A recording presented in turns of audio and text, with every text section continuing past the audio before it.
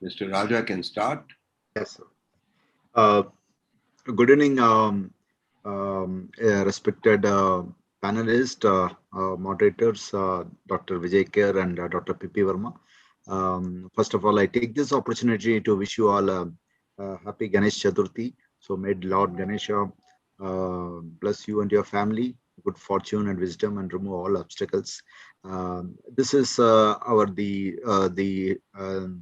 the most important part of the series of landmark clinical trials on nephrology that we have been doing it, and we are very glad to have it on today. And it's been extreme honor to have the most esteemed speaker today with us, and both Dr. Amitji as well as Dilipji. So before I further go on, I would request Dr. P.P. Vermaji to introduce the speakers for the day and accordingly take it from here. So over to you, sir, Dr. Vermaji. Thank you very much, Mr. Raja. On behalf of Kern Kidney Education and Research Network, with support of Microlab, I welcome you all to this 8th edition of Landmark Trials in Nephrology. Today we are covering the landmark trials in the field of hypertension, particularly related to kidney, and landmark trial in the field of peritoneal dialysis. We have got two astute speakers today. One is, the first speaker is Dr. Dilip Ashok Tripalani. He is a very active academic nephrologist of Mumbai region. He is assistant professor at Mumbai, as you call it, Bombay Hospital and Research Center. And like his father, Dr. Ashok Tripalani, he has got special interest in the field of hypertension. And he is associated in a different ways with the field of hypertension. He is member of many societies of hypertension, even the American Society, and he has got tremendous work in the field of hypertension. Today, we requested him to talk on landmark trials in the field of hypertension. And I request Dr. Dilip to please go ahead. This will be followed by the second landmark trials, which Professor Kher will be introducing. Professor Kher, anything you would like to say before we proceed on this? No. I think it's a pleasure to have Dilip with us. And I was saying that chip of the old block, I'm sure he will outshine his dad. Dad is a remarkable. We don't have to give a show, but I'm sure Dilip is going to do very well in life as well. So it's a pleasure to have him here talk about landmark trials in the treatment of hypertension. And Dilip, it's all yours. Welcome. Good evening, my seniors and colleagues and dear friends. And thank you, Professor Kher sir and Professor P.P. Verma sir, for the kind introduction. And thank you to both of you again to give me the opportunity to speak here on this platform. And also thank you to Microlab's team. So my topic for today is landmark trials. Am I adequately audible and visible? Yes, you are. So my topic is landmark trials in the treatment of hypertension. So I would start with a few trials in essential hypertension and then take it forward and go on to hypertension with reference to CKD. And that's how I would take it in the next 20 to 23 minutes. So defining changes in the direction of hypertension treatment and trials that brought about these changes. First of all, in the olden days, my elders were taught that for an old person, the blood pressure of age plus 100 is good enough. and therefore people with blood pressure of 170 and 180 systolic were never really treated. And the changing event in the Western world was President Franklin Roosevelt's death from severe high blood pressure due to an intracranial hemorrhage at a blood systolic of about 250, 260, which was completely untreated. And that raised a hue and cry and completely changed the way the medical world also started to think with this in this regard. And in our own country, Dr. Rustam Vakil found out that from the plant Rauwolfia, we could get the drug Reserpine, which was first used as an antidepressant, but then also found to be an antihypertensive. And then we had multiple landmark trials which showed that there was controlling high blood pressure brought down the risk of stroke and cardiovascular disease substantially. And these were the Framingham study in 1956, the Murfit in 1976, and the UKPDS in 1998. So these events actually changed the way the medical fraternity started looking at the targets of hypertension and how aggressively we need to treat it. And then came the trials on old people with isolated systolic hypertension, such as the SHEP in 2008, the CIST-EURO in 2003, and the Swedish trial, the STOP trial. These three trials gave ample evidence that even in old people above 60, 65 years of age, you need to bring down that isolated systolic hypertension. Otherwise, the incidence of strokes and heart attacks is very high. When it came to the use of ACE inhibitors in reducing cardiovascular and stroke morbidity and mortality, there was the CAP study of 1999 with captopril, then the landmark HOPE study of 2000 using ramipril, and PROGRESS, which used perindopril, and showed that bringing the BP down to lower than what the previous targets was, or as low as the patient can tolerate, can prevent the risk of recurrent strokes. And after ACE inhibitors, there was ample evidence, such as the LIFE trial and the VALUE trial, that ARBs are also good for controlling high blood pressure. And what did the losartan intervention for endpoint reduction in hypertension study, the LIFE study, tell us? Patients with hypertension more than 160 systolic and more than 95 diastolic, along with LVH, were either stratified to receive losartan or atenolol. And in those days, atenolol was still used a lot, but I'll just tell you over the next few slides why atenolol has gone out of vogue in recent years. So there were approximately 4,600 patients in each arm, and they were followed up for about 4.5 years. And it was seen that the cardiovascular deaths, the MIs and the strokes in the losartan group was significantly lesser than those seen in the atenolol group, even though the blood pressure reduction in both groups was almost equal, and there was no statistically significant difference in the blood pressure reduction in the two groups. So this showed that losartan is a great drug. Then after this, more and more people started to say that combined antihypertensive therapy upfront is probably the best way to go. And here we had the ACCOMPLISH trial, which was the avoiding cardiovascular events through combination therapy in patients living with systolic hypertension. And this looked at whether combining the ACE inhibitor with a CCB is better than combining the ACE inhibitor with a diuretic. And is there a 15% or more difference in outcome? And the study objective of the ACCOMPLISH trial was to see if amlodipine with benazepril will confer a 15% reduction in cardiovascular morbidity and mortality in high-risk hypertensives when compared to the combination of benazepril with hydrochlorothiazide. And it was seen that the amlodipine benazepril combination was much better in reducing these endpoints, and this 15% reduction in cardiovascular endpoints was achieved compared to the thiazide and benazepril group. So this was a positive study. Soon around that time, there came the landmark ASCOT Anglo-Scandinavian Cardiac Outcomes Blood Pressure Lowering Arm Trial, which first of all showed that the peripheral blood pressure when lowered was equally lowered by the calcium channel blockers and the beta blockers. And this was shown in this very large study.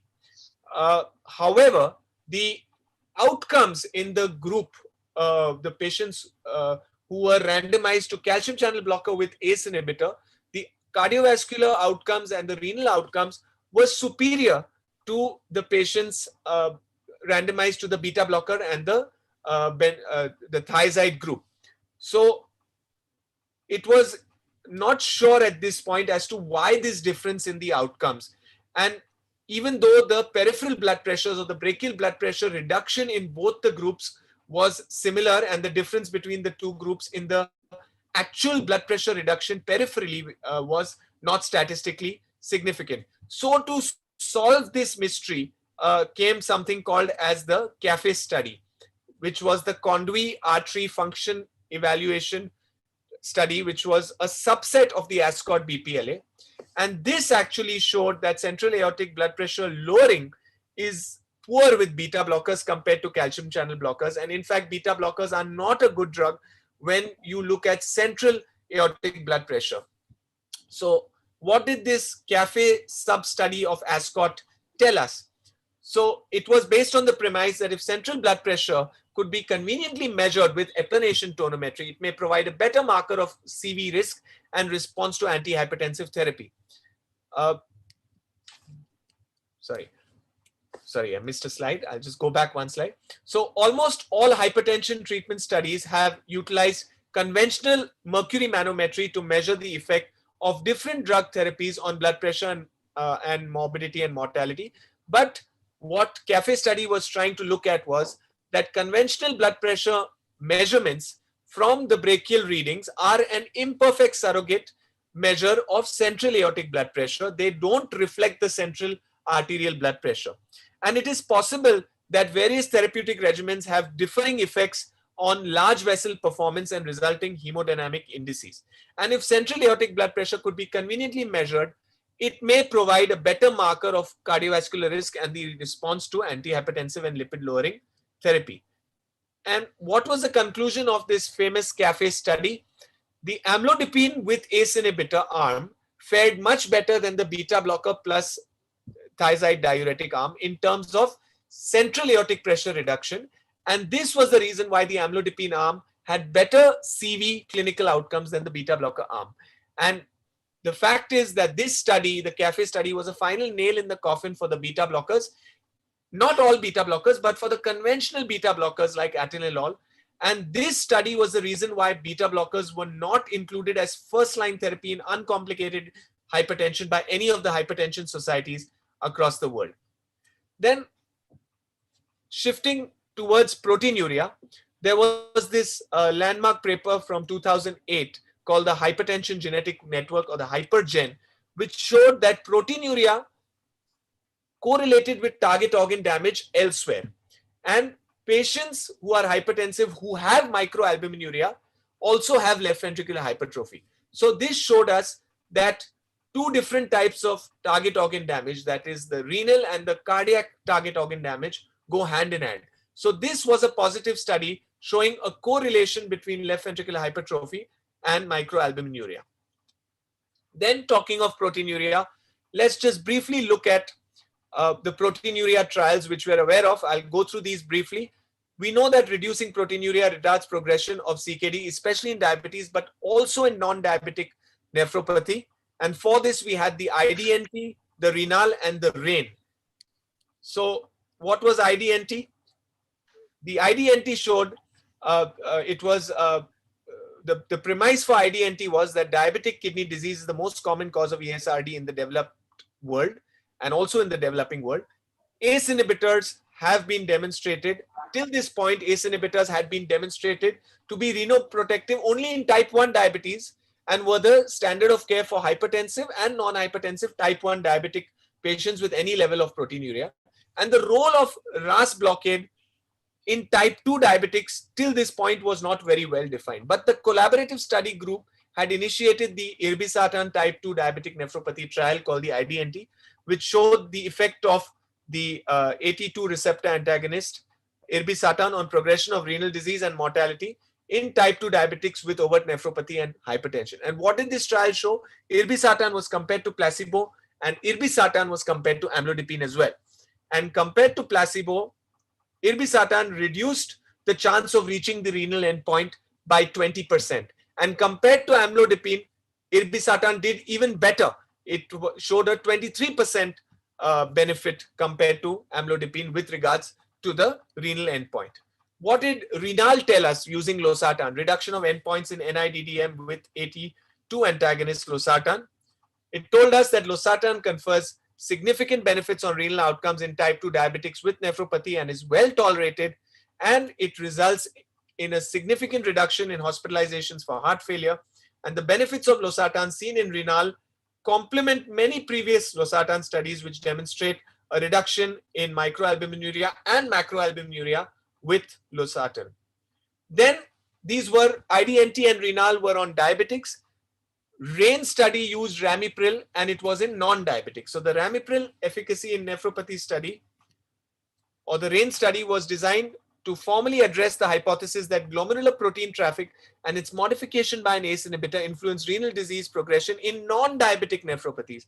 And comparison was made with conventional antihypertensive treatment at comparable levels of systemic blood pressure control. And the RAIN study found that in patients with chronic nephropathies and proteinuria of 3 grams or more per day, ramipril safely reduced the rate of decline of glomerular filtration rate and halved the combined risk of doubling of creatinine or reaching ESRD as compared with placebo plus conventional antihypertensive drugs at the same level of blood pressure control. So this again showed the pleiotropic effects of ramipril in non-diabetic nephropathy. And then came the real one which stung everyone across the world, the on-target or the ongoing telmisartan alone and in combination with ramipril global endpoint trial in 2008. And this was an eye-opener to all of us nephrologists who were using ACE inhibitor and ARB till that point in combination to treat proteinuria and also sometimes to treat difficult to control hypertension. And this showed that the combination of ACE plus ARB is unnecessary and actually has more renal deleterious effects.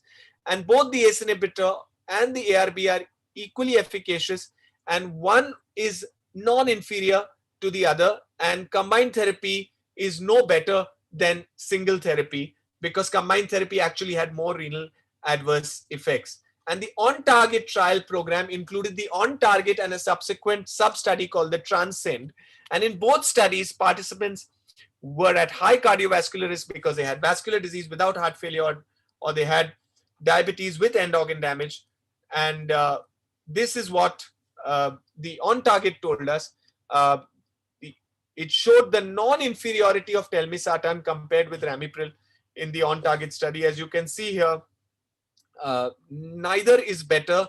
Ramipril and telmisartan were equally good. So these black boxes, as you can see, are right on the line, the 1.0.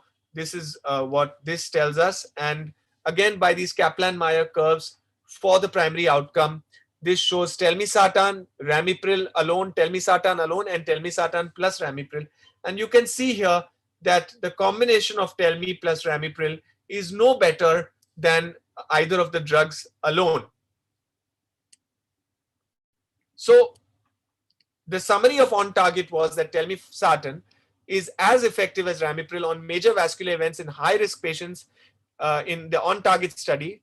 But in the Transcend study, there was actually a non-significant benefit towards telmisartan compared to ramipril. And in both studies, the lower rate of treatment discontinuation with telmisartan compared to ramipril, because telmisartan does not cause cough and angioedema.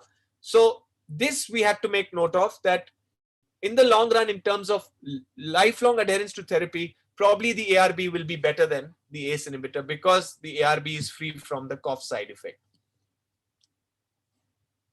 Sorry.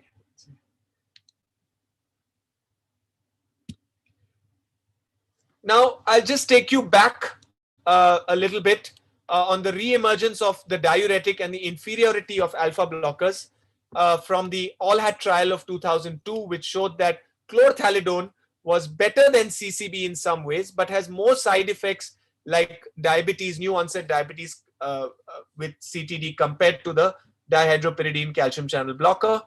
And this trial, or the ALLHAT, was designed to compare effectiveness of initial antihypertensive therapy with 3 different classes of newer antihypertensives. At that time, in early 2000s, ACE inhibitor was a relatively newer drug, CCB, or the alpha blocker doxazosin, with the established older treatment like thiazide, at reducing a primary endpoint of fatal coronary heart disease or non-fatal MI.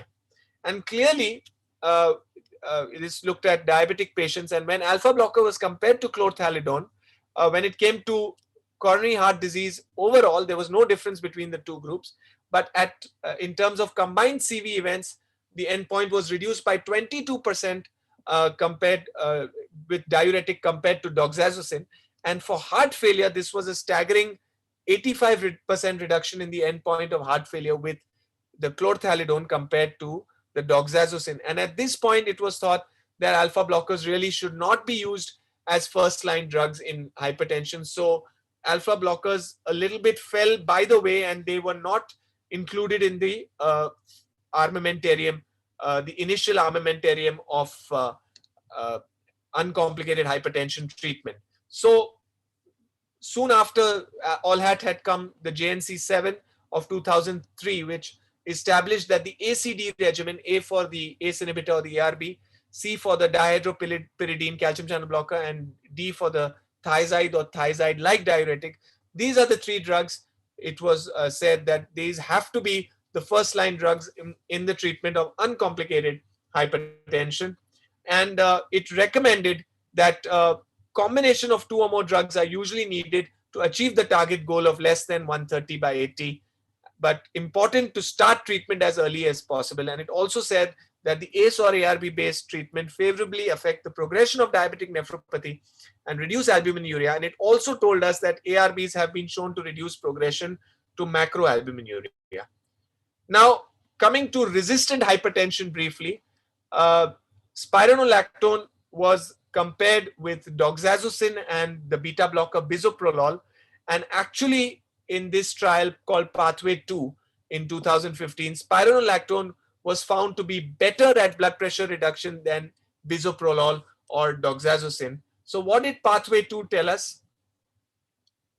That spironolactone, or the mineralocorticoid receptor antagonist, at up to 50 milligrams per day is by far the most effective drug when added to A plus C plus D for the treatment of resistant hypertension.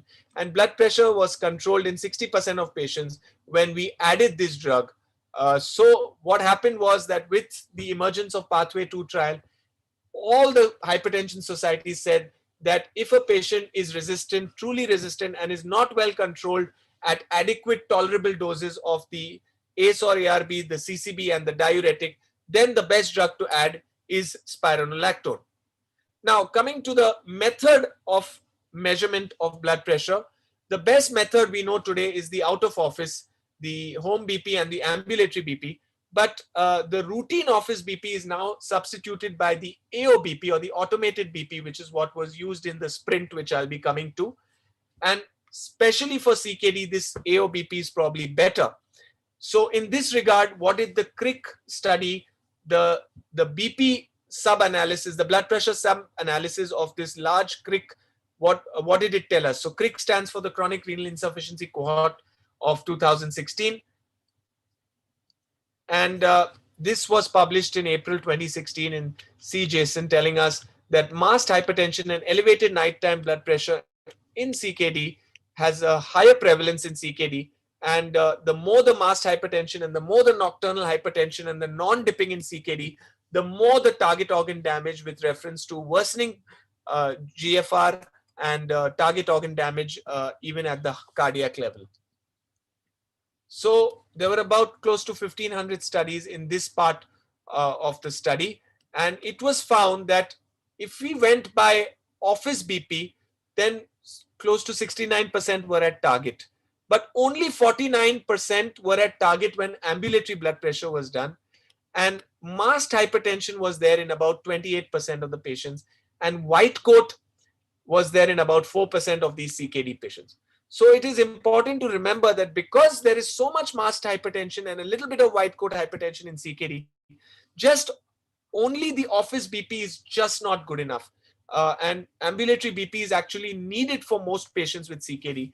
And the CRIC study told us that the benefit by ambulatory blood pressure monitoring 24-hour ABPM in CKD was up to 31% of patients benefited with ambulatory BP monitoring. Then there was briefly the JNC8 conundrum, which was the most controversial, where JNC8 suggested that we should increase the target to 140 by 90 instead of 130 by 80. And then there was a lot of hue and cry on this, and thankfully JNC8 was dissolved because SPRINT trial of 2015 proved that lowering of blood pressure to target of 120 systolic is very good for reducing cardiovascular target organ damage. But for CKD, this was not conclusive because SPRINT was not primarily designed as a CKD trial. So let's see what SPRINT had to say briefly. The systolic blood pressure intervention trial. So what did SPRINT trial test? It tested two different systolic blood pressure goals, 140 and 120. And it was not designed to test any specific medications. So the various different patients had a different drugs being used. So that was not hard and fast. It was just that which target is better. That's what they were looking at. And the inclusion criteria were patients more than 50 years, those with the SBP of 130 to 180, and one additional cardiac risk factor like clinical or subclinical CVD, but excluding stroke, and CKD at a GFR of 20 to 60, or age more than 75, or a Framingham risk score of 10 years more than 15%. Importantly, all strokes and all diabetics were excluded. Patients with proteinuria more than 1 gram were excluded. Polycystic kidney disease was excluded. And patients with very low GFR, less than 20 ml per minute, were also excluded in SPRINT. So this is a major caveat. It didn't look at all these subsets. And what did it conclude? It examined effects of more intensive antihypertensive therapy than currently recommended.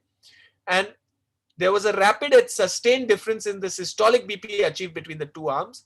The trial was stopped early because of a very good benefit, and the incidence of primary outcome was 25% lower in those who had intensive blood pressure lowering compared to the standard blood pressure lowering. And the all-cause mortality in the intensive lowering group was reduced by 27% compared to the standard blood pressure target group. And the number needed to treat to prevent the primary outcome was 61, and the number needed to treat to prevent death was 90. So this is what SPRINT told us. It said that for patients who have systolic high blood pressure, who are not diabetic, and who don't have very low GFRs, there you can target a very low blood pressure. But there's a big caveat here, and I'll explain this in the next 2-3 slides, a caveat with reference to CKD. The SPRINT findings were not applicable to all CKDs, as you can see. Diabetics were excluded, polycystics were excluded, those with GFR less than 20 were excluded. And SPRINT used a completely different method called the AOBP, which I'll describe in the next couple of slides, which is good. In fact, it's very good, but it's time consuming. And it's important to remember that the methodology of AOBP, automated office BP, if you go by that, then 120 by 70 by that method is roughly equal to conventional 135 by 80 by the conventional method. So that much difference is there in terms of the equivalence between mercury and the AOBP. Now, AOBP is strongly recommendable because it has concordance with daytime average ABPM. And the gold standard for BP control we know is ambulatory blood pressure monitoring going by the ABPM. And therefore, ideally, we should go by that we should rely upon that more in our clinical practice. And if also SPRINT told us that if tight control is achieved, then get ready to monitor for more side effects such as hypokalemia, hyponatremia, and frequent falls and hypotensive episodes. So for nephrologists, the KDIGO guidelines are still the best guidelines to follow. Why cannot SPRINT targets be applied to CKD in India today? Because the use of AOBP is not routinely possible in our busy clinics. We need time. I'll show you in the next slide. You need about 10 minutes to do that AOBP, and most of us are busy. We are not able to spend so much time on checking the patient's blood pressure. So this is a very practical point, and devices currently available for recording AOBP are probably too expensive, and doctors don't have the time and the patience to do it. This Omron 907 was what was used for AOBP in Sprint. So what is the method? The patient is in a quiet room, paramedic attaches the machine and leaves. The machine takes the first reading after 5 minutes, then the second and third reading after 2-2-minute intervals, and then gives an average of 3 readings. So you can see it takes about 10 to 11 minutes for this whole procedure, and then you get an average of 3 readings. So if we use that method, then we use the lower target. But if we use conventional methods of blood pressure, then we have to probably stick to the higher target of 130. So I'll conclude with this slide on CKD blood pressure management guidelines from KDIGO 2021. And I'm not going to give you all the guidelines, but what is different in these guidelines I've summarized in this particular slide. It is that blood pressure measurement methodology is revised in CKD with strong recommendation for what we call as standardized office BP measurement rather than the routine office BP which we've been doing all these years. So standardized office BP is when we are taking an average of more 2 or 3 readings, and ideally this standardized office BP should be done with an automated office BP, as we saw with the machine used for Sprint, Omron HEM 907. And this can be done by the doctor, or it can be done by a paramedic who is trained. So that's what we mean by it can be attended or unattended. And this should be the preferred method of office measurement of BP. And this is recommended by KDIGO. Also, KDIGO suggests that out-of-office measurements with ambulatory blood pressure monitoring and home BP monitoring should be used as complementary to the standardized office BP readings. Very important to remember that the blood pressure target of systolic blood pressure should be reduced to 120 or less only if the CKD patient tolerates, and only when we are consistently using the standardized oscillometric method of measurement, which is similar to what was used in Sprint. So that is called the standardized office BP.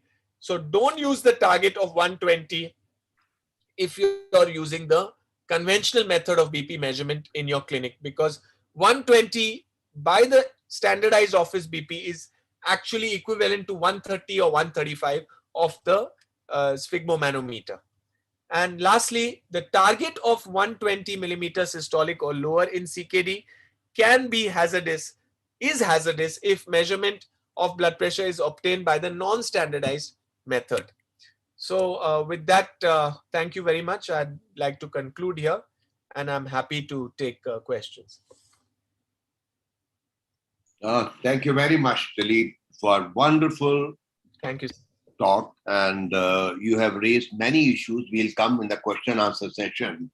Yes. About the method of measuring blood pressure. Yes. What should be the real target? Yeah. Because there are 2 important issues. And third, a lot of questions will be coming. Which antihypertensives to be chosen for our CKD patient? As a matter of fact, we do not have good trials in CKD patients for blood pressure optimization. I think we'll come in the end with questions, but I must compliment you for wonderfully covering the topic. And because there are so many trials in hypertension, to bring them together and squeeze them in 30 minutes is very creditable. Thank you very much. I'll request Professor Kher to invite the next speaker. Good evening, ladies and gentlemen. I think it's a pleasure to reintroduce Dr. Amit Gupta, and I can see that Dr. Amit Gupta is looking even dapper than what he was looking. He changed his look in these, I think, 1 month. He's looking younger. So it's a pleasure to welcome Amit again. And Amit doesn't need any introduction. You already know him. He is Director of and Head of Department of Nephrology and Transplantation at Apollo Medical Hospitals in Lucknow.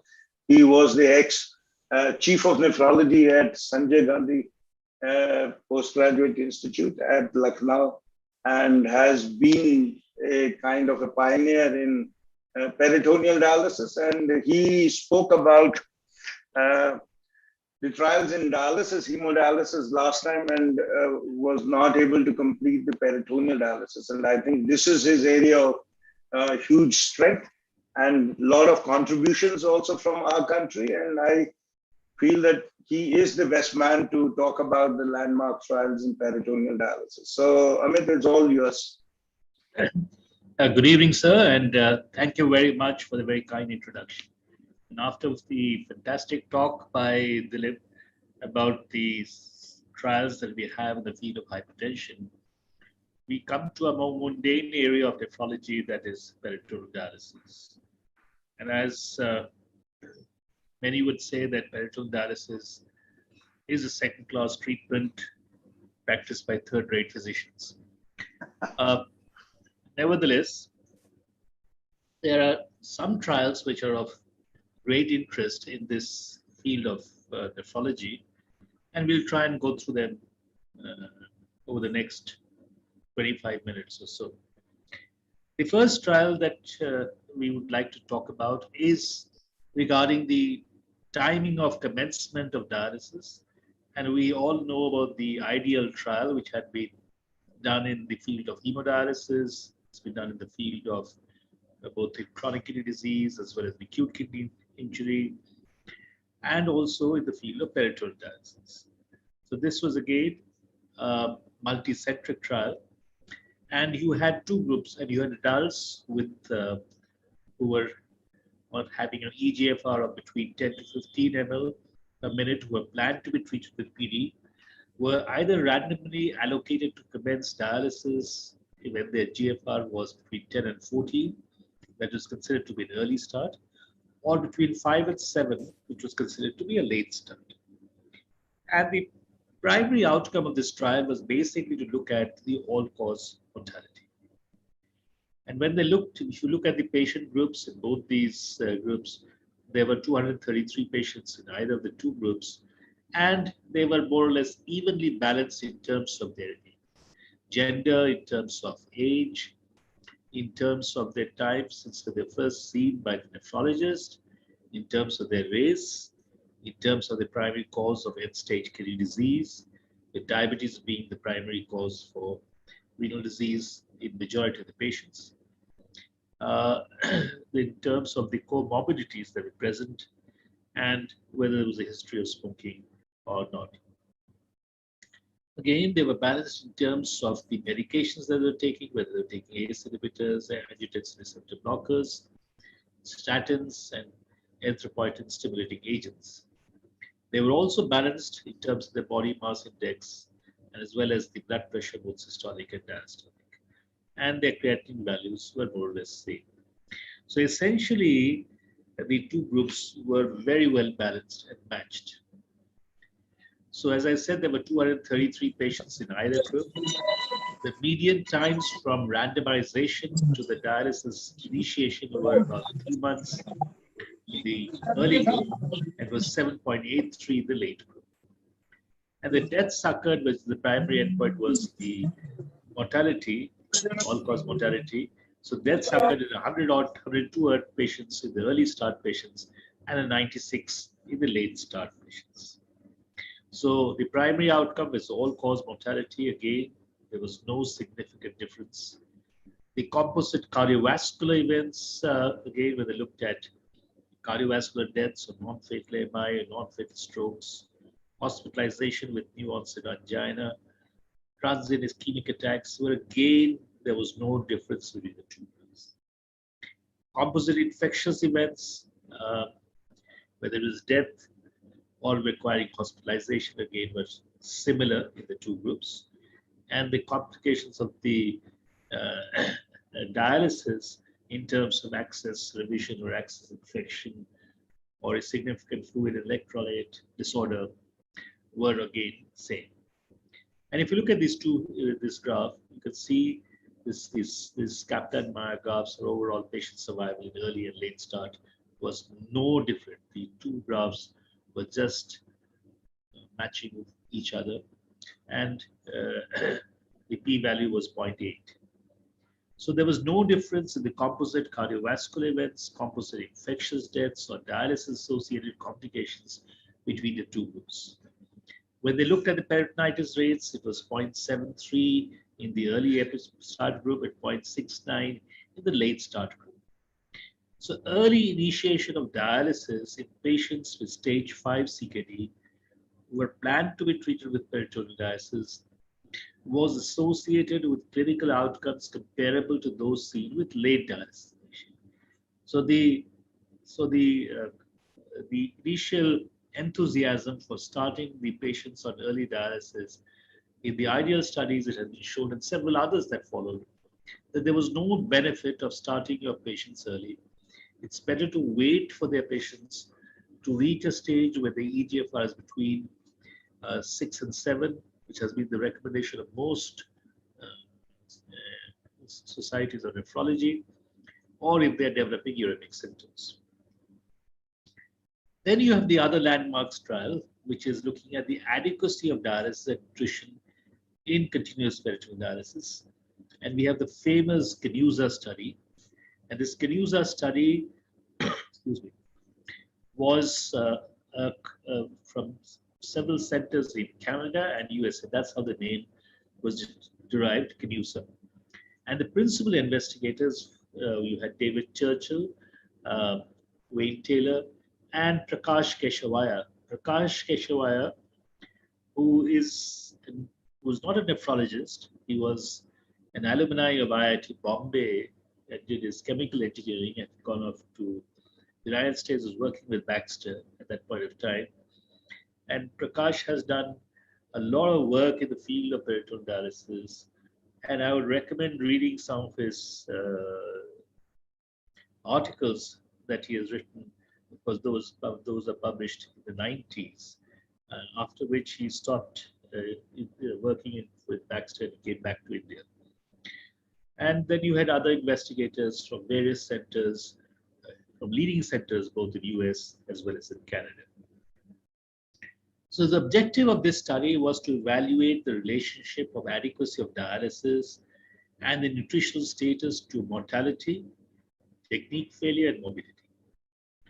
And this was a prospective cohort study of patients who were commencing on continuous peritoneal dialysis in 14 centers in Canada and the US. And the patients were enrolled between the periods of the 1st of September 1990 to 31st of December 1992. And the follow-up was terminated at the end of 1993. And the analysis of the patient and technique survival using the Cox proportional hazards model with inadequacy of dialysis and nutritional status as a time-dependent covariance. So what were the results of this study? Very interesting. It showed that the reduction of 0.1 unit of KTOV per week was associated with a 5% increase in the relative risk of death. Again, it showed that the reduction of 5 liters per 1.73 meters square of creatinine clearance per week was associated with a 7% increase in the relative risk of death. The relative risk of technique failure, again, was in this study was shown to increase if there was a drop in albumin, that hypoalbuminemic, and a reduction of the creatinine clearance. Hospitalizations were increased with reduction in serum albumin. So if your patient became hypoalbuminemic, the patient required more hospitalizations. Worsened nutrition according to the SGA and reduction in the creatinine clearance. So if you had worsened nutrition as determined by the SGA scores or reduction of the creatinine clearance, you required more hospitalization. And again, it showed that a weekly KTOV of 2.1 and a weekly creatinine clearance of 70 liters per 1.73 meters square was associated with 2-year survival of 78%. So this was what the Canusa study showed, that you required a KTOV of 2.1 and a creatinine clearance of 70 liters per 1.73 meters square per week. And if you could achieve that, then you had as a 2-year survival as high as 80, close to 80%.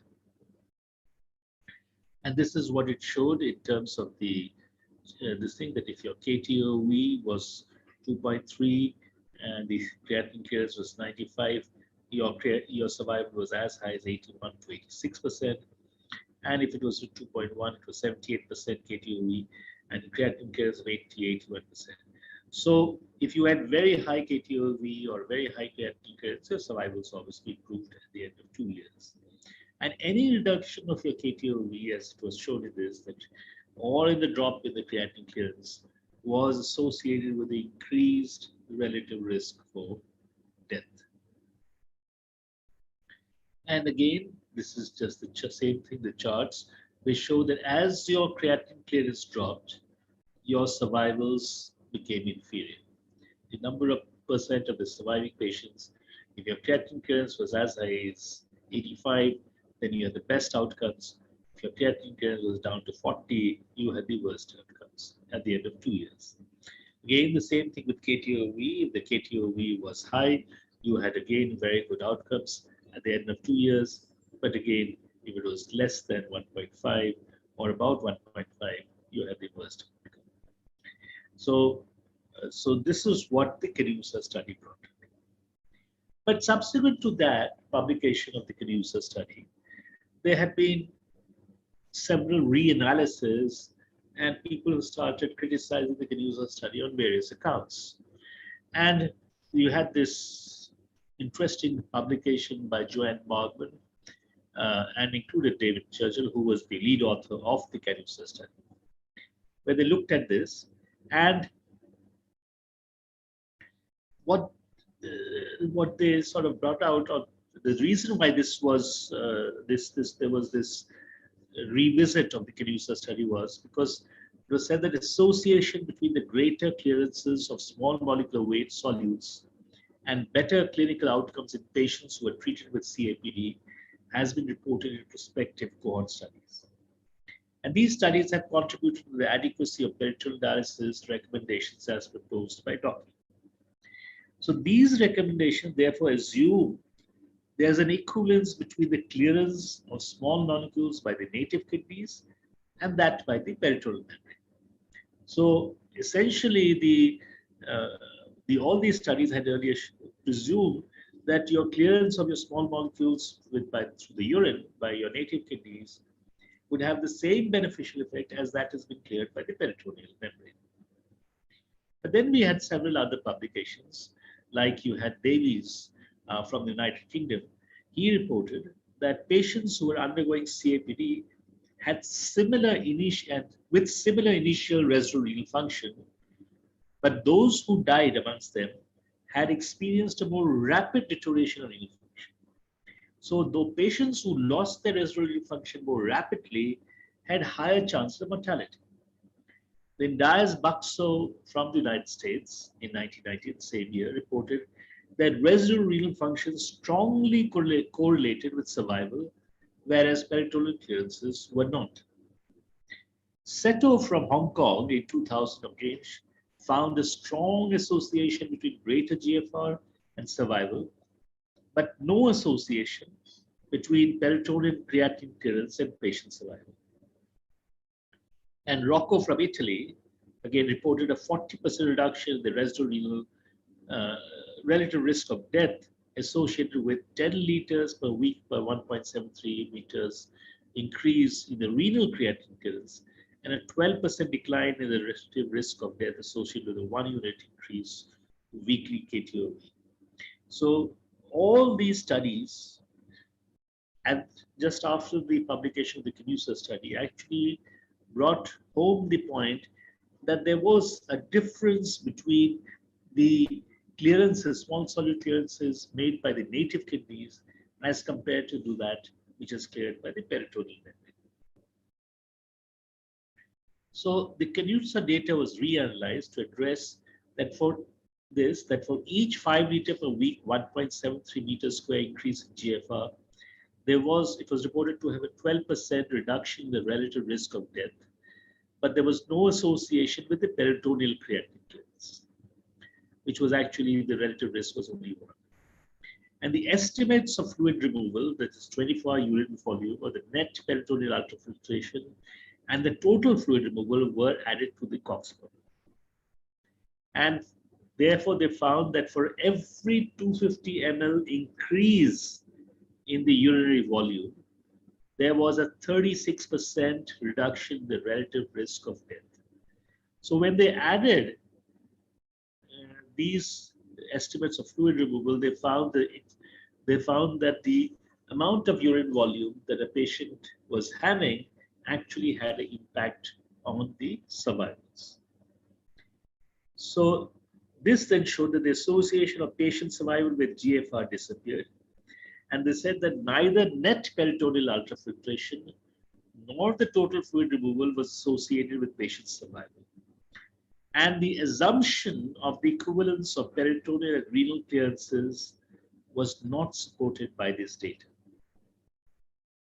And as you can see from this table, it is actually the urinary volume, which is actually a reflection of the residual renal function, which improves or leads to greater relative risk of death. So the original CANUSA data showed an association of total small solute clearance, both urea and creatinine, with patient survival. But when the solute clearance was subdivided into that which is contributed by the peritoneal clearance and that from the residual renal function, it appears that the latter, which means the residual renal function contribution, appears to be much more important. Then came another landmark trial published in 2002, which was the ADAMEX trial. And this ADAMEX trial is looking again effects of increased peritoneal clearances on mortality rates in peritoneal dialysis. And this was a prospective randomized controlled trial. And this trial, it actually was conducted in Mexico, and therefore the last three words are MEX, they stand for Mexico basically. And this was basically, people were thinking that, so what if residual renal function has an important role, but if we can still increase the peritoneal clearances, perhaps our survivals may improve. So this was a prospective randomized controlled clinical trial, which was performed to study the effects of increased peritoneal small solute clearances on clinical outcomes among patients with end-stage kidney disease 1 per year. And there were a total of close to 1,000 patients who were randomly assigned to the intervention or control group in a 1:1 ratio. And the patients in the control group continued with their pre-existing PD prescriptions, which was basically 4 daily exchanges of 2 liters of PD solution. And patients in the intervention group were treated with modified prescription so as to achieve a peritoneal creatinine clearance of 60 liters per week per 1.73 meters square. And the primary endpoint was death, and the minimal follow-up period was for 2 years. And what would they find? They found that the patient survival was similar for the control and the intervention groups in the intention to treat analysis, with a relative risk of death of 1. And the control group, which was actually continuing doing the same 4 exchanges of 2 liters each, exhibited a 1-year survival of 85% and a 2-year survival of 68%. And in intervention group, the 1-year survival was close to 84%, and a 2-year survival of 70% or 69%, which was about the same as the control group. So, and as treated analysis revealed that, again, the results were similar. So not only did the intention to treat analysis, but as treated analysis also showed the same effect.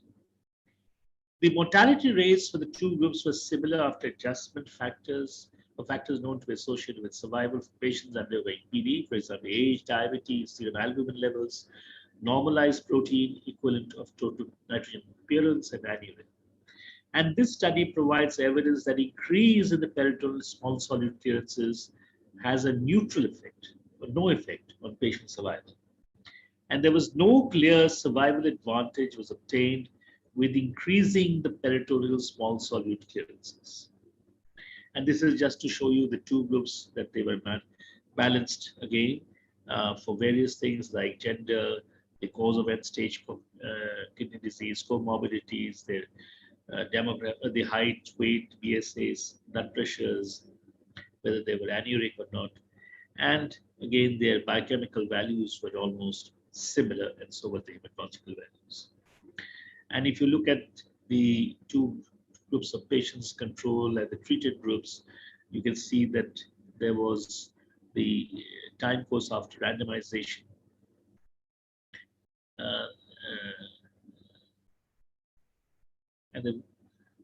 And this was when they looked at, they compared the two groups and they looked at the relative risk of death, which was one. When they looked at the two groups as a whole, when they looked at these patients who were stratified according to age, that is above 50 or less than 50, if they were stratified according to the status of their diabetes being present or not. So if you had diabetes, again, the two groups were similar as compared to those who did not have diabetes. Again, whether you increase the peritoneal clearances, there was no benefit in the non-diabetics as well. And when the groups were separated based on their albumin levels, again, there was no difference, even if you increased the peritoneal small solute clearances. So this again shows the predictors of outcomes of the study population as a whole. Again, they found that if you had the reference group, there was no difference in any of these parameters between the controls or the intervention group. So what were the implications of the ADMEC study for the peritoneal dialysis prescription and the role of small solute clearances versus salt water? An interesting article written by Joanne Baldwin and her colleague Brendan McCormick, and in 2003, and they showed that the ADMEC study and the subsequent investigations have changed the way we perceive the optimal peritoneal dialysis prescription. So this has resulted in de-emphasis of peritoneal small molecule clearance and increased emphasis on clinical assessment of dialysis adequacy, the preservation of residual function, and the optimization of salt and water removal. And both the landmark ADMEC study and the subsequent EPOS study have suggested that increased peritoneal small molecule clearance does not improve the survival in peritoneal dialysis patients. And the critical importance of residual function was also highlighted by these studies. In the ADMEC study, the residual function was shown to be an important independent predictor of survival. And in both studies, attempts to increase the peritoneal clearances among anuric patients was unsuccessful in improving the outcomes. And the other significant theme that emerged is a possible link between volume of ultrafiltration and cardiovascular endpoints in both the ADMEC and the EPOS studies. Then there was these other landmark trials which looked at the minimal and the optimal peritoneal KTUV, particularly in anuric patients. And you have this interesting study coming from Hong Kong by Y.K. Low and his colleagues. And Y.K. Low, they looked at data amongst 150 PD patients who had documented anuria and were analyzed according to their baseline peritoneal KTUV at the time of documentation of anuria and time of their latest altered PD prescription, that is subsequent KTUV. And they found that the 2-year and the 5-year survivals in anuric patients were 88.7 and 66.7. And they also showed that patients with a baseline peritoneal KTUV below 1.67 had a poorer survival after documentation of anuria. And again, among female patients, they found that the baseline KTOV of 1.67 to 1.86 had the best survival, followed by those who were greater than 1.86 and those who were lower than those of 1.6. So patients with baseline KTOV below 1.8 and those with subsequent KTOV of 1.76 had better survival than those who were less than 1.76. And that is how most of us now agree that the minimum KTOV that you should try and achieve is a 1.7. So the negative effects of peritoneal KTOV on survival is apparent at a level of 1.67, and there exists a limit to its effect at 1.8. So if you increase it beyond 1.8, you don't see any extra benefit. So the authors have suggested a minimal KTOV target of 1.7 and an optimal target of 1.8 in anuric patients. And this is the charts from their study that was. So this study suggested a minimal peritoneal KTOV target of 1.7, optimal target of 1.8 in anuric patients. And authors have recommended that efforts should be made to prevent a total KTOV from falling below 1.7 while patients were having some degree of residual clinical function. So this was a study basically in anuric patients, but it still suggested that even those who have a residual function, you should try and maintain a KTOV of greater than 1.7. And increasing the dose of peritoneal dialysis beyond a certain level has not been shown to yield a beneficial effect to the survival. And the peritoneal KTOV, they said in anuric patients, if there's no residual function, should be kept around 1.8 according to the study. Then you have this other study called from the Necosart group, which is again looked at the predictors of survival in anuric peritoneal dialysis patients.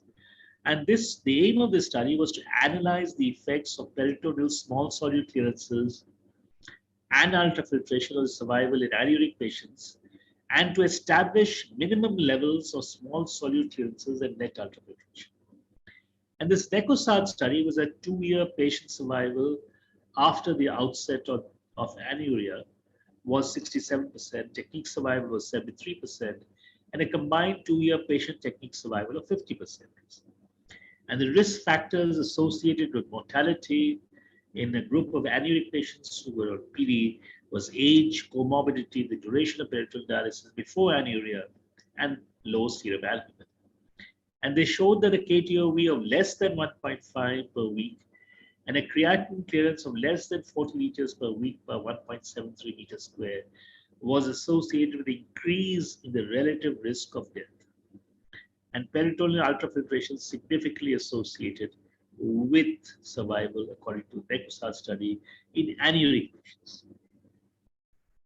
And this is just to show the same thing, that the patient survival, technique survival, and the combined patient and technique survival. And then we have this EPOS study, which again looked at the survival of functional anuric patients on automated peritoneal dialysis. The EPOS European APD study outcome, with Edwina Brown being the lead author. And this is a 2-year prospective multi-center study of the feasibility of clinical outcomes of APD in anuric patients. And there are a total of 177 patients with a median age of 54. They ranged between 21 to 91 years of age. The APD prescription was adjusted to aim for creatinine clearance of 60 liters per week and ultrafiltration of a minimum of 750 ml per 24 hours.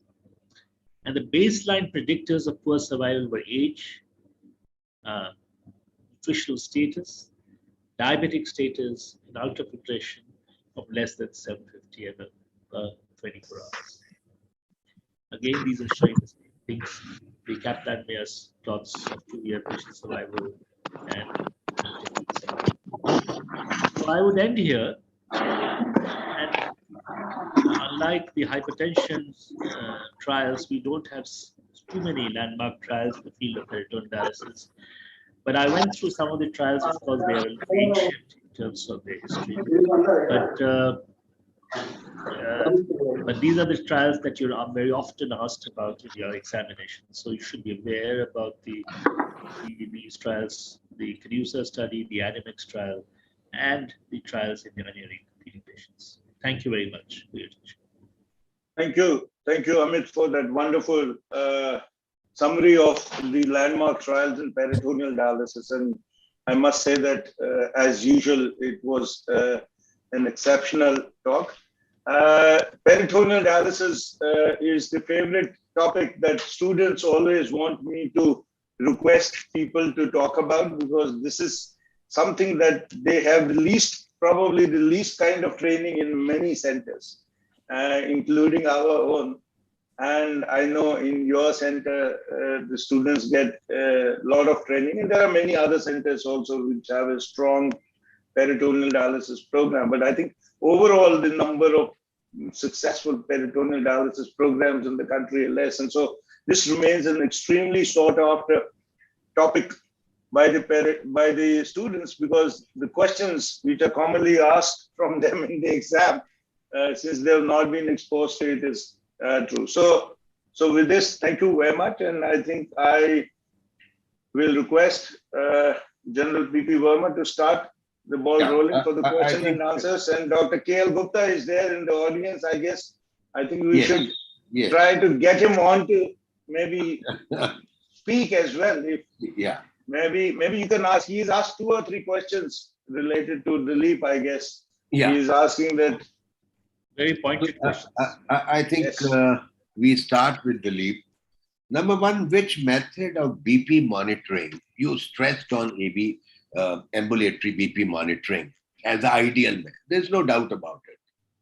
And going by the practicality, which method you will recommend we should use in all patients of CKD? Because the load is phenomenal. I think, sir, the time has come that mercury we've seen in all over the world is completely outdated and is not used in most of the Western countries, and oscillometric is clearly the way to go. Yeah, oscillometric. Which method? So we would use not the single reading, but we would ideally want to use an average of at least 2, if not 3 readings. And you want your patient to be after he comes to your clinic, you want him to be isolated in one room, which we keep for that particular purpose. And ideally, the doctor doesn't go there. It's your nurse or the secretary who does it. So it's the paramedic who attaches it and takes the first reading. And then you could probably just take 1 more reading. But you should start the readings after he's in a resting state for about 4 or 5 minutes, as all the guidelines would also tell. Where do you put ambulatory blood pressure monitoring? I wouldn't do that for every patient. That's not practical. Which patients you are suggesting that they should be? I would definitely do it in patients where I'm suspecting mast hypertension and nocturnal non-dipping. So in patients where the GFR is worsening at every clinic visit, and we're not finding a cause for it, and you're getting blood pressure which is normal or close to normal or close to target in the office, and he's not really able to give you home readings very well, or if his home readings are slightly higher than the office reading. So where you're suspecting mast hypertension, I think particularly CKD, at least 30%, maybe more of our patients have mast uncontrolled hypertension. They're higher at home. The blood pressures are higher at home than they are in the doctor's clinic. It's the exact opposite of the white coat, what we see more often in the uncomplicated essential hypertension. So there, I think it's mandatory to have, and people with worsening target organ damage elsewhere, like people having angina or poor EF, even if their GFRs are stable, you want to be looking at what their ambulatory 24-hour daytime and nighttime controls are, what their averages are, what their systolic overload is during daytime, what their systolic overload is during nighttime, and how much dip is there. Is it only 5%? Is it the adequate 8 to 12%, which is recommended? So you, in those situations where you see patients are not doing well, either from the renal point of view or from the other target organ point of view, you definitely want to do ambulatory. Now, coming next to General Verma, since we are discussing this topic, so I thought, Dilip, where would you keep home blood pressure monitoring? I usually these days recommend my patients to get an automated blood pressure machines. Fortunately, these ones are now available, which give you average of 3 readings. So I now keep on telling my patients, and many of these patients have been monitoring their blood pressures at home. So absolutely, I would trust home blood pressures much more than the office blood pressure. So what's your take on that? I make it mandatory for every patient of mine to do home blood pressure monitoring. I fire them if you don't if they don't come with the BP chart, and there are such good Omron instruments, and now there are other instruments like the MicroLife, something called the Watch BP. So home BP is much more important than ambulatory BP. I want every patient of mine to come back to my clinic with the proper chart. Even if he's not charting every day, at least 3 times a week, I tell him check in the morning, first thing in the morning and last thing at night. I make it imperative to tell him that do not keep checking in the middle of the day. Don't obsessively check. Some people, go the other way. They start getting hyper and they check at 4 p.m., they check at 6 p.m., they check when they've just come back from work. I say, don't do that. I want a resting BP. Check at bedtime after you've gone to the loo, and check first thing in the morning before you start your day after you've gone to the loo. Check in supine and sitting position when you check. Write the pulse rate next to it. Note it down with the date, and either you note it down on paper or electronically, whatever. Make an Excel sheet on your phone, on your gadget. But I want to see that, because I will make my decisions in my clinic at your next visit more on the basis of your home readings than agree. So first message, what goes as consensus, that oscillometric method is our choice. And nowadays, what Professor Kher was mentioning, most of the patients are taking mean of 3 readings, which is the ideal way. And the stress should be on home BP record. It may not be daily record, but even if twice a week, thrice a week it is taken, that is fair. Now, coming to the second question to you. Once non-dialysis population and dialysis population, what is your number 1 drug? Which antihypertensive you will like to start? Leave aside other comorbidities associated, which make it choice becomes easier. Somebody has got heart failure, you'll say diuretic. Somebody has got bronchial asthma, white beta. That is, leave aside. In normal population, CKD, non-dialysis and dialysis. Okay, so first of all, I think, sir, average, all studies have shown that averagely patients need about 2.8 drugs to control their BP in CKD. But if you want me to name the best type of drug in various stages, I'd say definitely till CKD stage 2 and 3A, definitely ARB would be the number 1 drug, irrespective of your comorbidities. 3B is like gray zone. Stage you can use, I would say, either ARB or CCB.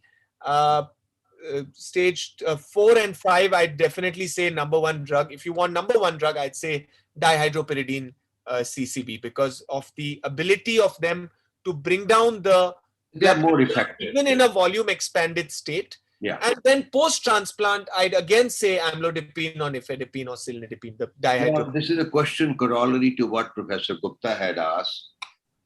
We have seen all IDNT trial, renal trial, whatever. Yes. If you have to choose ARBs, any specific choice? That is Professor Gupta's question.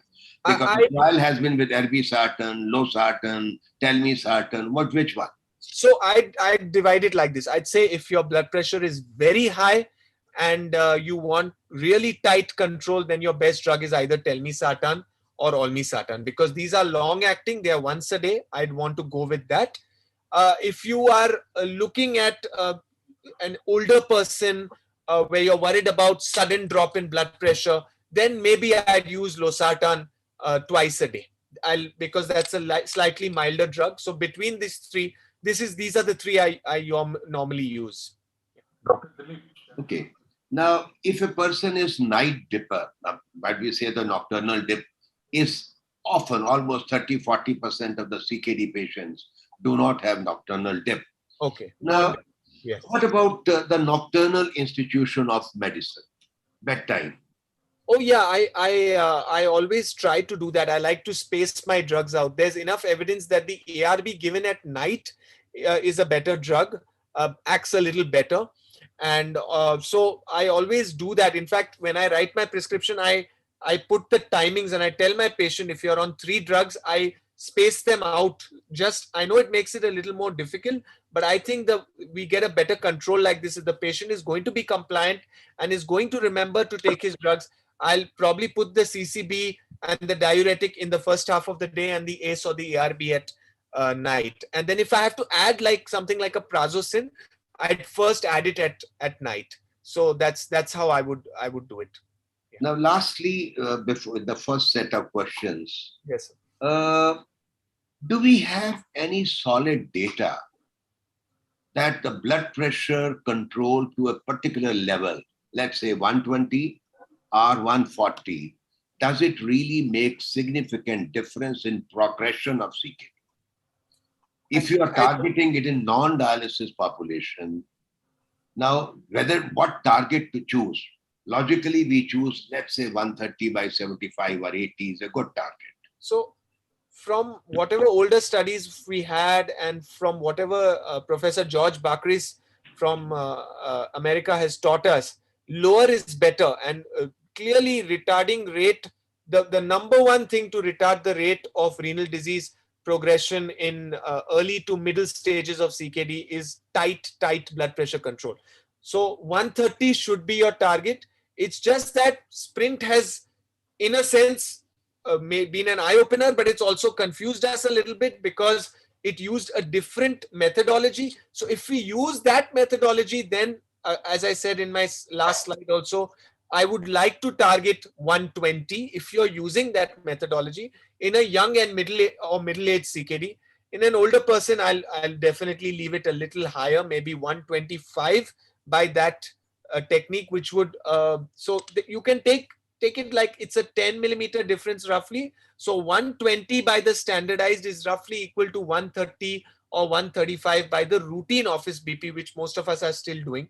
So it'll all depend, your number will depend on which method you're using. If you're still using mercury and you're not taking average of 2 or 3. I think mercury is gone by and large. Yeah, so they are not available. Yeah, but if you're still using oscillometry, but you're taking only one reading and you're not doing it in that optimum environment, then still 130 is your target, not 120. But if you're doing the way that's in that seated way in a silent room and you're following that protocol and you're using 10-12 minutes for the blood pressure measurement, then 120 becomes your target. So I think that difference comes because of the method. That 10 millimeter. I think some words of wisdom from Professor Gupta. He's sitting quiet now. Professor Amit Gupta, you mentioned like now that there is no significant benefit by increasing the target. Possibly 1.7 is the optimum target, or in anuric patient, you said 1.8 is the optimum target. And logically, the Hong Kong study, the other studies, ADMEC study showed there is no benefit of addition. Now, your comment on APD. Now, the recent some data is suggesting that APD outcome is as good as intermittent hemodialysis outcome, even at 5 years. If you have to give a CAPD to a person, will you prefer CAPD per se or you prefer APD now? So APD is preferable from few points, that as compared to a manual CAPD, that it is less the patient's involvement in the procedure is less with the APD. But the unfortunate thing, the cost goes up, and the so-called risks of developing peritonitis is supposedly less with APD, although most studies have not shown really any difference as compared to CAPD. So if I was given a choice and the patient had the liberty of deciding which one to opt for, APD would be definitely more acceptable than CAPD. But the cost is, there's going to be a price to pay for it. What efforts you put in your CAPD patients that the residual renal function remains intact or it doesn't go down fast? One is that you would like to use less, the stronger bags you would like to keep as few as possible. Because we've seen that the glucose load has a deleterious effect on the residual renal function as well as on the peritoneal membrane. That's number one. Number two, they have suggested, like in hemodialysis, that you can do incremental dialysis in peritoneal dialysis. And if somebody has certain degree of residual renal function, then you can get away doing 2 exchanges per day and increase to 3 at some point later, then subsequently to 4 exchanges. So when you don't have any residual function. So you can increase the number of exchanges by over a period of time so as to preserve the residual function. And there was this talk of using, again, for preserving the peritoneal membrane as well as for the residual renal function, you can use the biocompatible solutions. Although there is no definite evidence as yet in literature of various studies that looked at biocompatible solutions and the preservation of residual function. So the only thing that you can attempt to do with to try and preserve this is doing incremental dialysis if a patient has significant amount of residual function when you initiate the patient on treatment. You start with fewer exchanges and gradually increase, and use less concentration, lower concentration bags. Professor Kher, your comments on antihypertensives.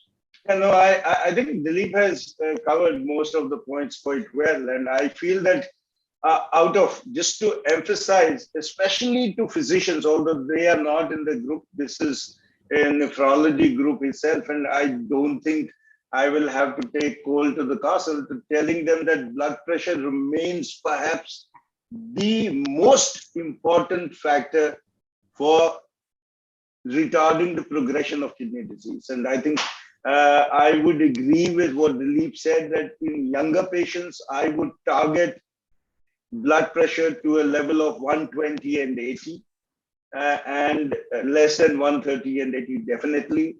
And in older patients, I may not be as strict, and maybe in advanced kidney disease, I may not be. But I think there is enough evidence now to show that even in patients on dialysis, controlling blood pressure remains the most important factor determining the outcome.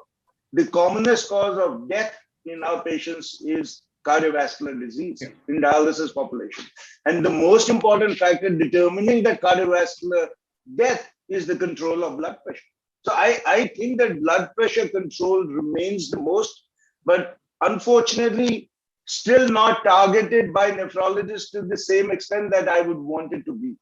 And all of us fail in our duties because we do not probably give as much importance to the control of blood pressure. I think we should spend more time in trying to emphasize to the patient. We are very common in giving them different kinds of drugs, but not emphasizing enough for controlling blood pressure and targeting this blood pressure to a particular level, the drugs and the other things. So I think Dilip has done a wonderful job in this direction, that the control of blood pressure, in my opinion, probably remains the most important. The strongest. But still, yes. Can I just ask you a question, Professor Kher? Yes. No, actually, what Dilip was mentioning, that he would use ACE or ARB up to stage 3A, and thereafter he would withdraw them and he would go for CCB or something else. No, I don't think he said that. No, I don't think. Sir asked me, which is your best drug, so it was a little. Sorry. But nevertheless, he will like to continue. I want to ask you. No. I want to ask you that how often do you continue with ARB or ACE inhibitors in more advanced stages of renal disease? You see, I mean, I continue. Let me tell you. Up to stage 4 comfortably. No. Let me tell you. I even would continue it in all patients. There are about 60% of my patients on dialysis who are on multiple drugs, but ACE or ARB is one of that drug. Except for few patients who get recurrent hyperkalemias. Yes, obviously those patients probably, but that's a small number. Let me tell you, hyperkalemia unfortunately does prohibit optimal use of ACE and ARBs in our population. The fear is much more than what it actually is.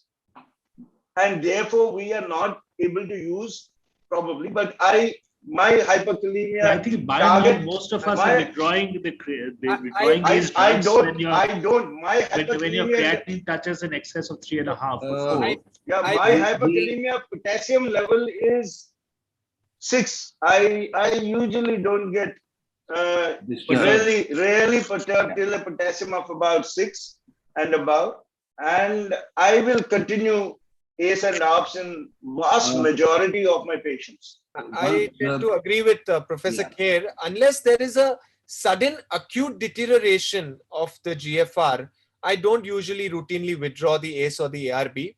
Or if there's a very bad hyperkalemia, which the patient we are not able to control. Having said that, with the resins and now with Patyroma coming in, I think it's going to be easier hopefully for us in the near future to use ACE and ARB, even in stage 3B and 4.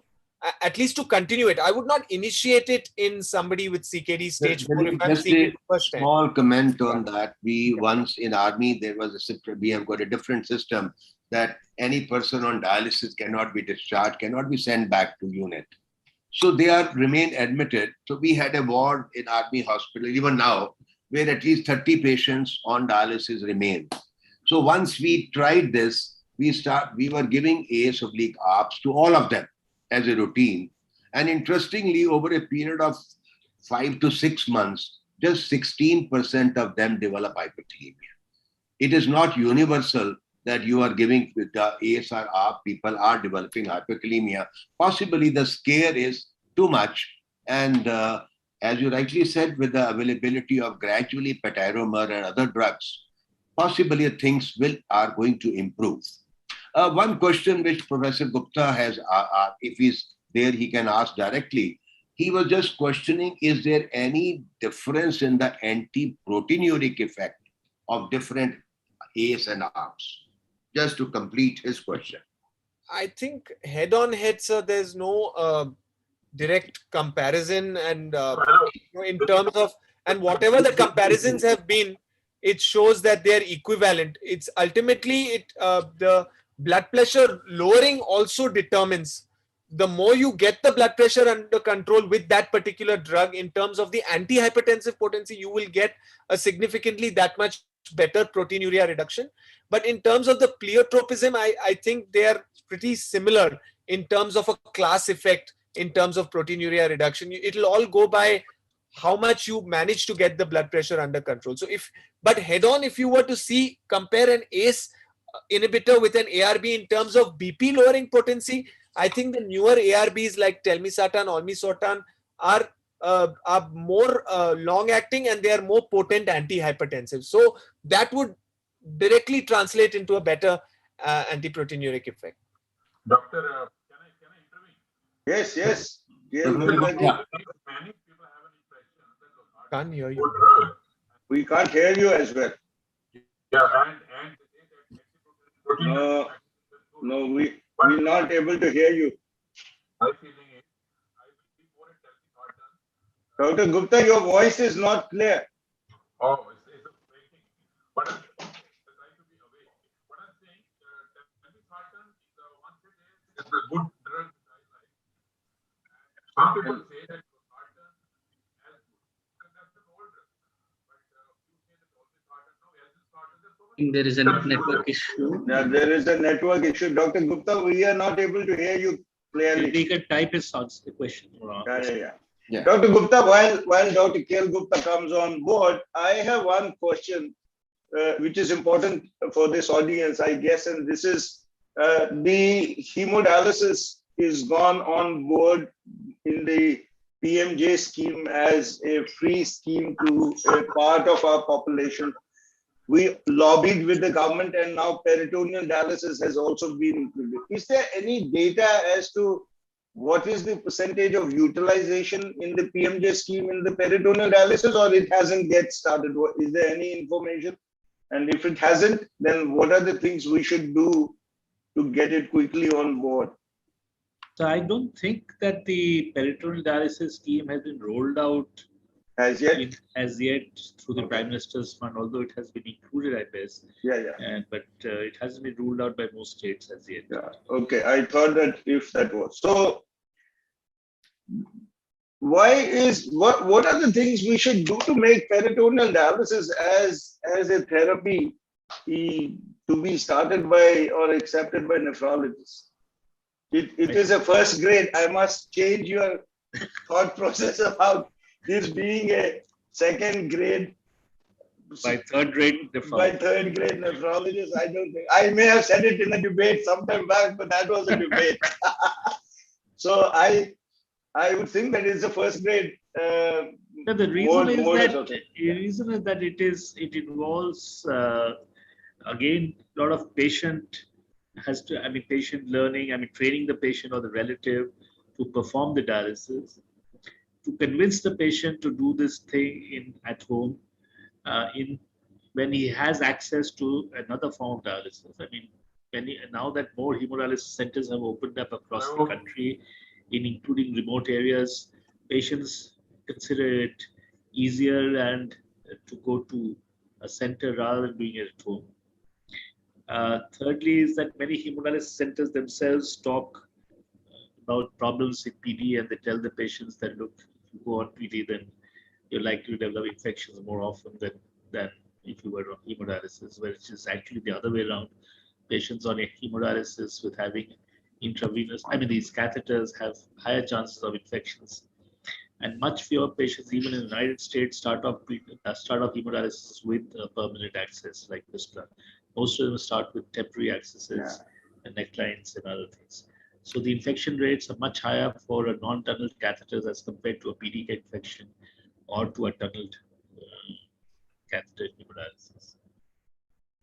So the only way is that once the nephrologists themselves are convinced, and that is that they have to be convinced about the data of survival, and two is that their remuneration from PD is also, that is a definite fact, even though we try to ignore it, that when a nephrologist gets his patients in twice a week or 3 times a week to the dialysis center, he gets a certain amount of remuneration for it. Whereas a PD patient is not likely to come more than a month, once a month, or once in 2 months. So he obviously feels that would affect his earnings to some extent. How are some of these countries, like in the eastern countries, Malaysia and actually, Singapore and all these countries have been able to establish Malaysia and Indonesia, they have done various government-funded studies which have shown that PD is cheaper than doing hemodialysis. So, many of these countries have now started, particularly Thailand, for example. Thailand has made PD first policy. So, therefore, by making it, mandatory that you start off with PD unless there is a strong contraindication for doing PD. Hong Kong, for example, PD first policy that if you want to go on hemo, then you have to pay for it, unless there is a medical reason for not doing PD. So if you have that sort of situation, then only can you sort of make PD more popular. Would that be a reasonable thing to pursue in our country? Yes, sir. Because if you look at the data from the PGI Chandigarh data, where they had this study looking at the costing of the hemodialysis in a government setup, where they included everything: the cost of the building, the cost of infrastructure, the cost of the electricity, the equipment, etc. And this was found to be definitely much higher than the cost of peritoneal dialysis. Out-of-pocket expenditure for the patient to travel to the center for dialysis also needs to be added on. The loss of man hours when he has to travel to get the hemodialysis. So those are not included in most when we talk of the charge cost, and we say, okay, hemodialysis is as it costs the same amount as PD, or it's cheaper in many centers, in particular in Mumbai. But you're not looking at the total expenditure. And when the PGI data actually showed this. I agree that the PGI data shows that actually the cost of hemodialysis in the government setup is about 4,500 rupees per dialysis, and which is definitely much higher than the peritoneal dialysis that the patient would do at home. And I think probably we need to really put maybe the Indian Peritoneal Dialysis Society and the Indian Society of Nephrology should sort of maybe put a kind of advocacy to the government and the PMA scheme that General PP Verma will bear me out, because in the armed forces they have a lot of emphasis on PD. Yeah. And in many of these command hospitals, because they have hemodialysis is limited, so they are sending off their patients on PD. Of course, the training of these patients this needs to be improved, because peritonitis rates are still quite high in many of these patients. Yes. Yeah. I think if there are no more questions, Professor. I don't see any more questions actually. I don't think so. There aren't any questions, and there aren't any questions, then we can sort of maybe close the session. I must say that I was always awed by Ashok Tripalani, Professor Ashok Tripalani, and he should be a proud father if he is listening, that his son is no less than him. And he did give a beautiful presentation. And Professor Amit Gupta, as usual, is a master figure and guru of peritoneal dialysis. And as usual, he gave a masterly talk. Professor Kher, please, for closure of the... Yeah. So I must say, I agree with General Verma that Dilip has been exceptionally good and done an extremely good job. And Amit is an established, extremely popular speaker, and as usual has done, as expectedly, extremely well. And I don't have to say that to Amit. Amit is as usual. But I must acknowledge that at the STPGI, the PD program was actually started by Professor Vijay Kher, because it was his initiative that got us.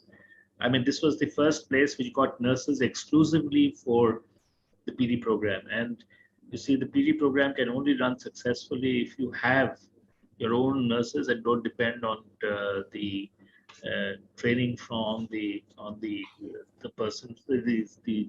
industry people. So I think the actual credit goes to Professor Kher for having started this PD program at STPGI, which unfortunately went on to become one of the biggest. That is why he is sounding very keen to restart at a national level.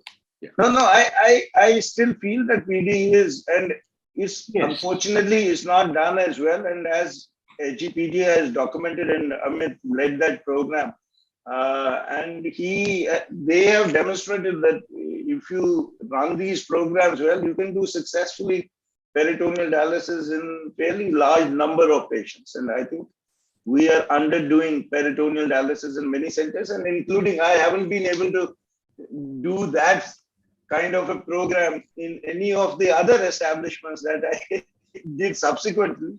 But Sanjay Gandhi, yes, it was good. But I think the credit goes to the people who continue to do so well there. And Amit led by a huge amount of hard work and dedication to continue to deal in this. And I feel that was very good. And I'm sure we can probably lobby about using peritoneal dialysis more in our patients as well. And I feel that it's a good modality of treatment. It's underutilized. And we can have a significantly large number of patients start with peritoneal dialysis, and then now people are living on dialysis, so everybody doesn't or cannot get a transplant, and therefore we should optimize on these modalities of preserving life in many patients with end-stage kidney disease. And I think that's not happening optimally at the moment. And I do hope that these become equally applicable to our patients. They make the choices as to what would be the best form of treatment for them. And I think probably that's what I would suggest. And I think I must thank Amit for this talk. He will be continuing to be called for giving talks on peritoneal dialysis to our students. And I'm sure, Dilip, we would surely use your sort of material as well as your experience in controlling blood pressure for our students as well. And I'm sure they're going to like it. So be ready for that. Thank you very much. And I must thank the micro labs also, and Raja and Deepak ji. They're patiently listening here, and I must thank them also for the logistics support and all the efforts that they do to bring this forum to you. And it's a lot of hard work done by them. And I must thank them profusely. We hand over to Mr. Rajat for closure. Thank you very much. It's our honor to have all the seniors out over here. And today, eventually, Dr. Amit Gupta ji has been there with us. In fact, 2 days from now, that is on Sunday, we have our the Regain PG program, wherein again we had requested Dr. Gupta ji to come over here and take over the bedside case presentation. So that's again been flashed on this 12th September, 10 to 12, 11 a.m. So in fact, we have been always been happy to have him out over here in terms of CAPD. So we would look forward to him and the audience to also join us on Sunday morning, particularly the students group. So thank you very much. And I also thank Dr. Dilip Kriparanji for having spared your time. So despite being Ganesh Chaturthi, the most popular festival out here in Maharashtra, you could spare your time. We are extremely happy to have you out over here. Thank you, Dr. Vijay sir, and for having spared your time to moderate this entire session on this festive occasion. Thank you, one and all, for all your patients listening, and we look forward to joining. Thank you, and good night. Bye-bye. Thank you so much.